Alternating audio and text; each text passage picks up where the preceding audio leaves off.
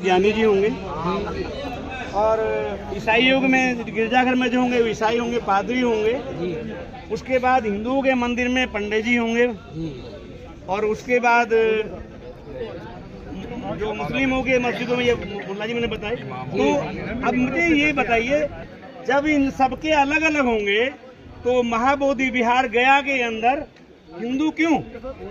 महाबोधि विहार के अंदर, सारनाथ के अंदर जितने भी बौद्ध विहार हैं उनमें हमारे बौद्ध भिक्षु होने चाहिए, न कि पंडा होने चाहिए जी।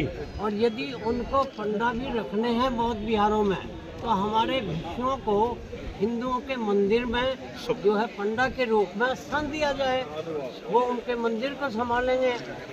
तो ऐसा नहीं तो फिर उन पंडाओं को वहीं अपने हिंदुओं के मंदिर में भेज दिया जाए और बौद्धों का बौद्ध विहार बौद्ध भिक्षुओं को और बौद्धों को सौंप दिया जाए। ये 1949 का जो एक्ट है जी, जब वहाँ बौद्ध गया में लागू है तो ये बना, उसमें अयोध्या में क्यों नहीं होना चाहिए? बिल्कुल होना चाहिए, होना चाहिए।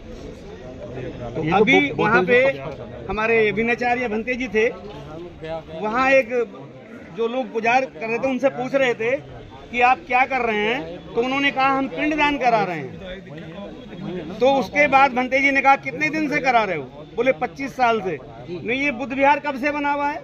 बौद्ध विहार तो बाबा साहब के टाइम से भी पहले ही बना हुआ तो है। उसके बाद उन्होंने कहा कि ये तो हम यहाँ कर रहे हैं बस, तो अयोध्या में क्यों नहीं कर रहे? हाँ, जब उन्होंने कहा भंते जी ने, जब यहाँ कर रहे तो अयोध्या में क्यों नहीं कर रहे? अयोध्या में हर उसमें करिए।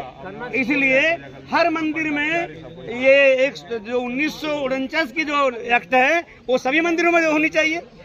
होनी चाहिए बिल्कुल। बौद्ध मंदिर में क्यों? बौद्ध मंदिर में क्यों हो? भारतीय संविधान लागू होने के बाद जो ये वाला एक्ट है खत्म हो चुका था। 49 वाला अपना आप खत्म हो जाता है। जब 1950 में हमारा संविधान लागू हुआ तो 1949 कहाँ से रह गया?